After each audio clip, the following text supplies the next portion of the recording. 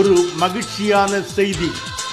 வேதாரண்யத்திலிருந்து வேட்டைக்காரனிருப்புக்கு புதிய வழித்தடத்தில் புத்தம் புதிய சிற்றுந்து. வேதாரண்யம், தோப்புத்துறை, மாவடி வாய்க்கால், செம்போடை, புஷ்பவனம், ஆலமரத்தடி வழியாக புத்தங்காடு, நாலுவேதபதி, வெள்ளப்பள்ளம், கோவில்பத்து வழியாக வேட்டைக்காரனிருப்பு வரை புதிய பயணத்தை வேதாரண்யத்திலிருந்து தொடங்குகிறது. எங்கள் சிற்றுந்தை பயன்படுத்தி நல் ஆதரவை தருமாறு பணிவோடு கேட்டுக்கொள்கின்றோம்.